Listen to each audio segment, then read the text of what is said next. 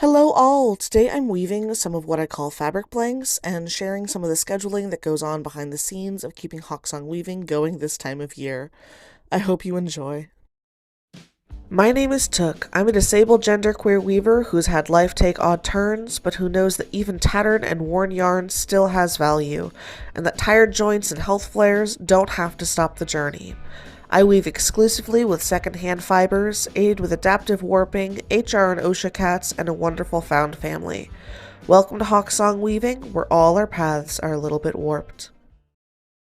Before I start warping, I'm choosing what colorways I want these next few fabric blanks to be.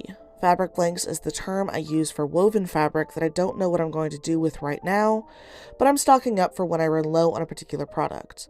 These fabric blanks are most likely going to end up as some sort of bag, either a messenger bag or an e-reader sleeve, but they also might end up as scrappy scented sachets, part of a larger blanket. The sky is really the limit. I had taken a look at my fabric blank stash and noted that I was running low on greens and browns, hence why I grabbed these balls of yarn. All of them will go well together, and I'll be using the thicker yarn for weft and the similar browns for warp.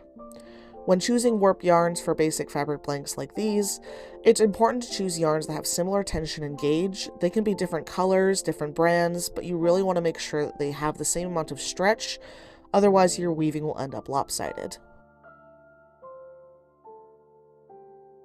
A bit of an explanation on why I've developed this adaptive warping method. I have hypermobile Ehlers-Danlos syndrome, which has cascaded into postural orthostatic tachycardia syndrome. So for time's sake, know that I have joints that don't work, and if I shift positions too quickly, I get pre-syncope or pre-fainting symptoms. All of this comes with chronic pain, so for a lot of reasons, a traditional warping board doesn't work for me, along with being really expensive and taking up a lot of space in my small studio. So I use an accordion coat rack as my warping board. It's nice and neat, it contracts into a nice smaller space, and I can adjust it as I need to. And I don't need to be up and down and all around and having tachycardia, a racing heart, that stresses out my medical alert cat Penelope Calico. She is not actually trained to be a medical alert cat. She is just a calico with extreme amounts of tortitude and opinions about my heart rate that she is happy to scream at me until I sit down and do as she says. She so far has a 100% success rate for diagnosing dysautonomia-related diseases and syndromes and disorders, so unfortunately I do have to listen to her when she has decided that I'm a particularly dumb sheep and she is a border collie. I love her so much. I'm never getting another calico ever again, though.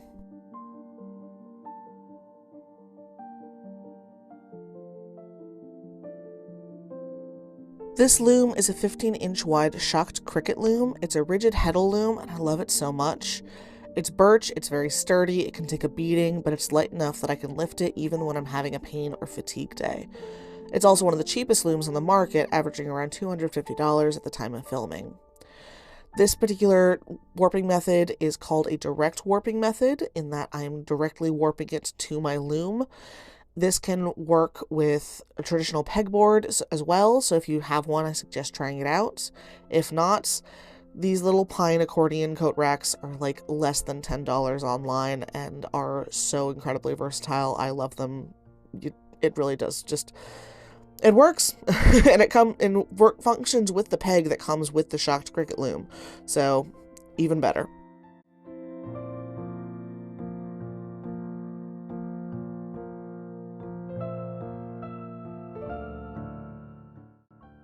Skipping ahead a bit so that this video doesn't drag, but for reference, that process took about 15 minutes all told. If you're trying out this method and it takes longer, please don't worry.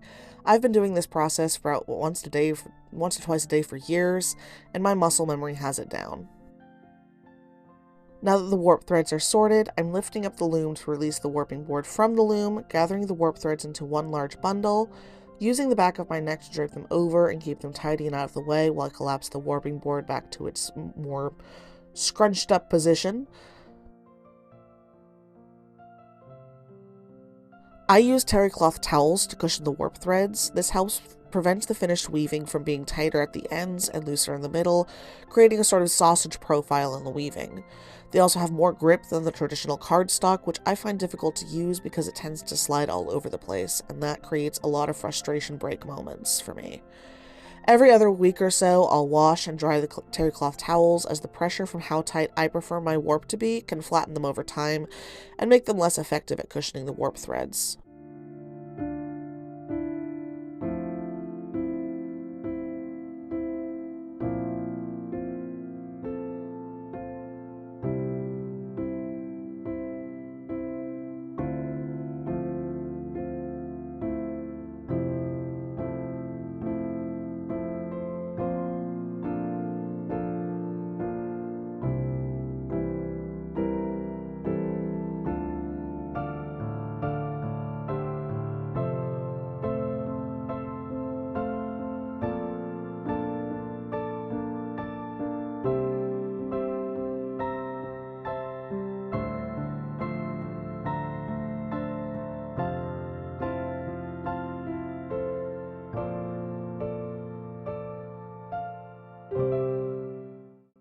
I realized relatively recently, after 3 years of weaving with this method, that cutting the warp loops in one go is a lot easier than the previous way that had me cutting the warp loops at the end of winding the warp. This is so much simpler and also decreases the amount I need to trim at the end of the weaving. The yarn scrap will get used for stuffing for other products, like the scented scrappy sachets that are some of my best sellers. This helps keep everything for Hawksong Weaving zero waste.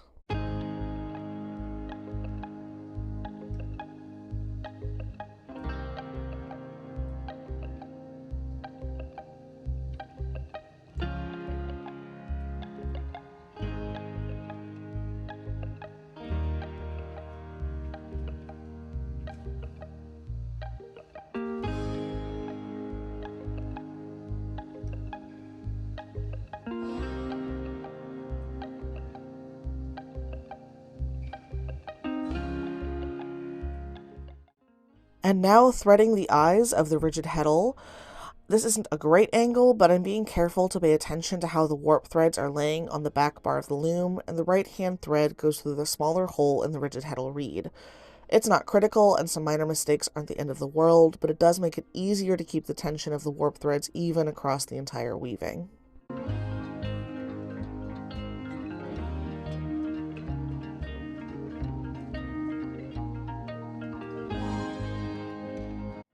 I'd like to thank you for watching. If you'd like to support my work, some free ways to do that are to like, subscribe, or follow, and share. This applies to other smaller artists as well, but it's a great way to let the social media algorithms know that this is content worth watching. If you'd like to support me financially, there's a Buy Me a Coffee linked below, which acts as sort of a tip jar. I also now have YouTube memberships fully set up. This gets you access to videos as soon as I post them, rather than on the schedule of parallel resting videos on Tuesdays and project or unboxing videos on Fridays. Everyone gets the shorts at the same time because I need that dopamine hit. Also, now that there are so many of you absolutely fantastic and wonderful subscribers, I've been able to link the online Hawksong Weaving shop, so feel free to check out the unique handwoven products. This next bit is absolutely a joke, but just in case, in this economy, I won't say no.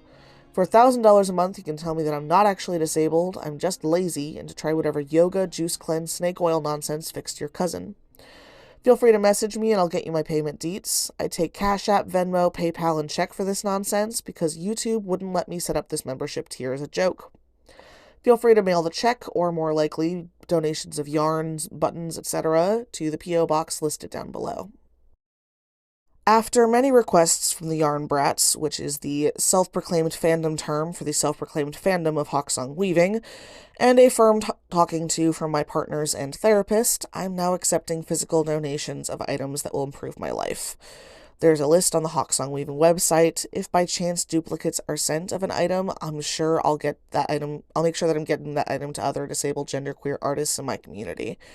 There are a lot of us around Northampton, Massachusetts, so nothing will go to waste. I originally wasn't going to accept this type of donation, as the yarn was helping to do my work and create content, but as my therapist pointed out, I can't make content without a functional body, and the items on the wish list will help with that. Please do not gift anything if your finances are under strain. Take care of yourself first.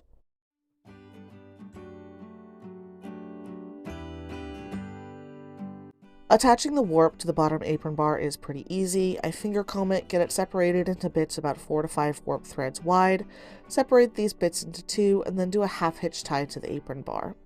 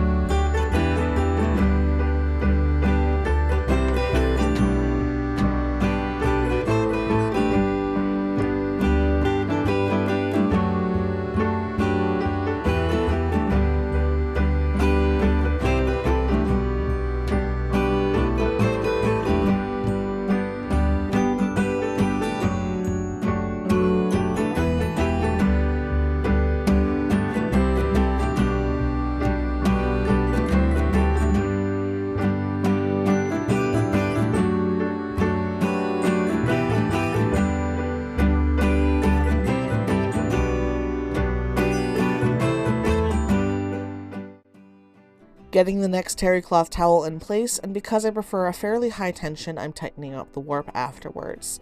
If your fingers are hypermobile, please be careful when doing this, as the pressure can bend them backwards, and that is not comfortable and will much more rapidly lead to arthritis.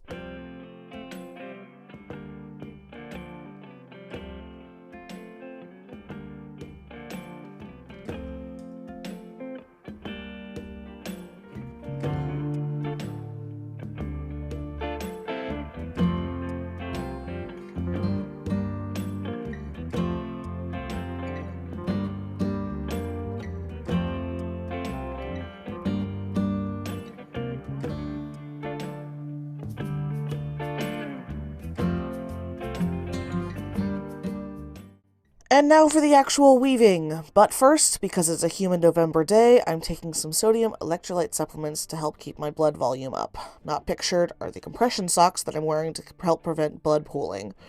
Postural orthostatic tachycardia syndrome. We're all tacky and salty over here. If you have this, and in case you're wanting a more affordable, easy method to get your sodium and electrolytes into you, I genuinely recommend Clarolite. Not a sponsor, I just swear by it. A huge jar will get mailed to your doorstep for about $30 a month, and you can pause the subscription whenever you want, and I personally find it a lot easier to huck down a few horse pills than drinking my body weight in Gatorade or Pedialyte. It's a lot less expensive, too. Some tips and tricks for getting even selvages. When you're first learning to weave, practice these consciously for the first bit of a weaving session. The shuttle goes through and is pulled at a 45-degree angle while pinching at the corner of the selvage. This allows for the weft to have enough space to settle in between the warp and creates a tight turn at the selvage. In order to keep this 45-degree angle in this narrow space of a rigid heddle, you're going to need to wind your weaving down regularly. Selvages are one of the things I'm complimented on from other weavers when they see my work at art markets, so these tips and tricks do work.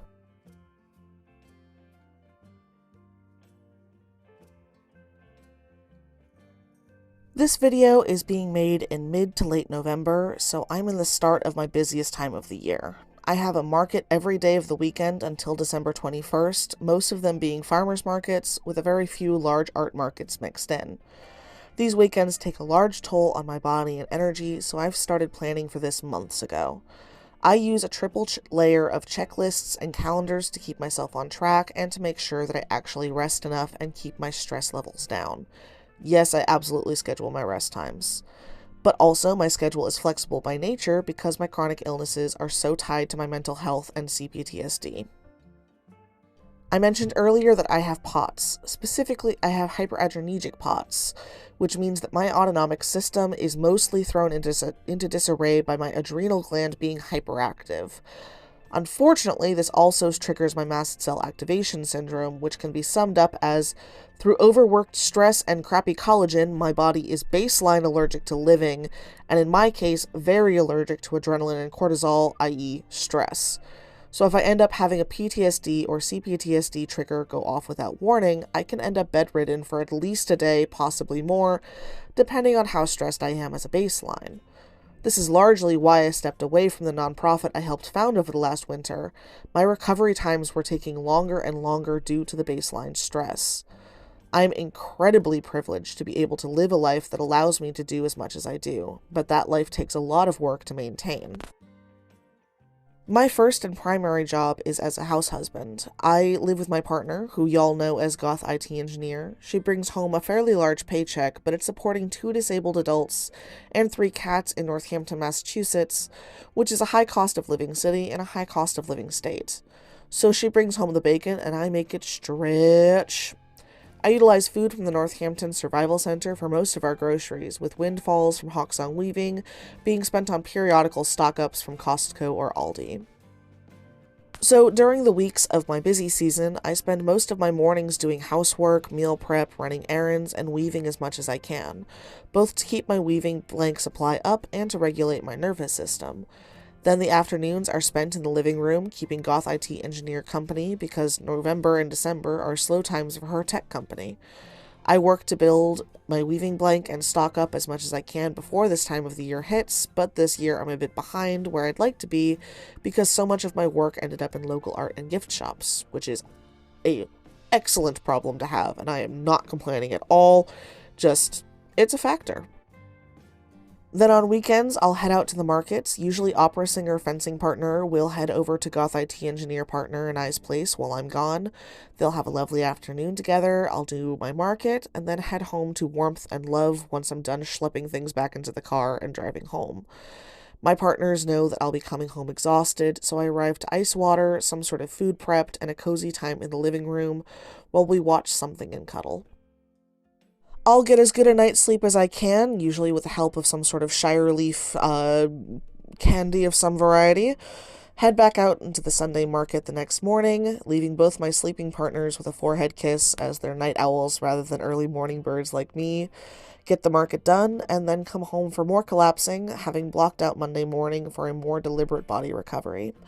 No errands or housework during Mondays, just resting on the couch and rebuilding my reserves. Things are going really, really well for Hawksong Weaving. The past few years, 80% of money from Hawksong Weaving went back into the business, with 20% going to chipping away at my medical bills. Starting this year, it's being split into a 50% going into savings for the household, 40% going to the business, and 10% being used on quality of life improvements for the household. It's taken a lot of hard work to get this to this point, but with my being in farmers markets more consistently and my having my work in local stores more consistently, along with the donations of yarn from YouTube followers and utilizing Swanson Stash House in Tarners Falls for their free yarn bin, I'm able to make this work. Again, I'm so incredibly fortunate to be able to live my life this way. I'll never take it for granted, and I thank my lucky stars that the scheduling tends to work out with my partners. But just none of this was a guarantee. None of this is a guarantee, but I'm able to make this work right now, and I'm never, ever going to take that for granted. I'm very aware of how privileged I am to be able to live my life in a way that more fully accommodates my particular chronic illnesses, and specifically my being allergic to adrenaline and cortisol. This is a privilege, not a right, even though it should absolutely be a right.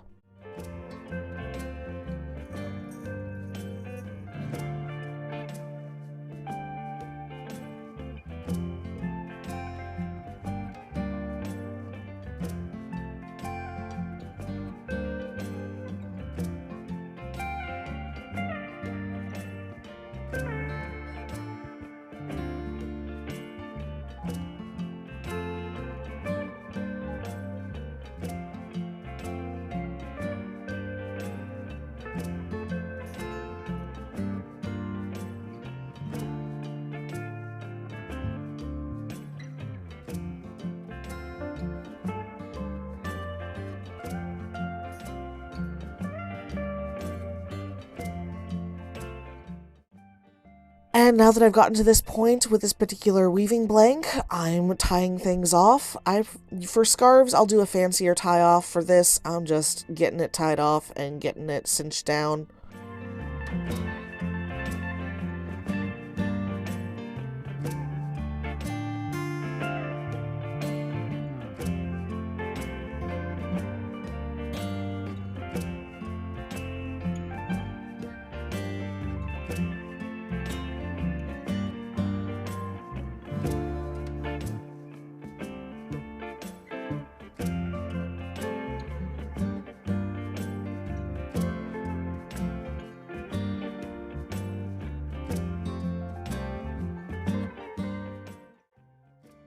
Getting my first look at this particular weaving blank after I finish cutting off these fringes. I will end up using all of these fringes for the scrappy scented sachets fillings, pillow fillings, etc. And just look at that. Oh, it is so freaking lovely. Some lovely green chenille towards the end, browns in the middle, that sort of variegated self-striping yarn that we started with. And this is just a lovely blank. This is probably going to end up being bags now that I'm looking at it more closely. But just this sort of stuff is my bread and butter. I love working with the various types of acrylics. It's so sturdy. The yarn is here anyways, and you might as well keep it hand woven or handcrafted and functional and out of the local landfills. I'm so incredibly fortunate to be able to work with this sort of thing, because I would not be able to do this business anywhere else if I wasn't in Western Massachusetts. There's so much yarn here. There's such a history of fiber crafts, and I'm able to access a lot of this yarn for very, very cheap, or if not outright free. And this is just absolutely phenomenal, and I love this. And here's the final piece. I need to cut off those trims, but this is the final piece of this particular weaving blank, and I'm so glad for the odd turn that your path took that brought you here. Thank you for spending time with me at Hawksong Weaving, where we're all a bit warped. I hope you have a truly excellent week, and I hope that your winter season is full of sales if you're an artist, full of warmth if you're not, full of warmth if you're an artist too, and just may everything be good and warm and filling and just lovely. May everything be lovely for all of you. Thank you so much for joining me here at Hawksong Weaving. Genuinely.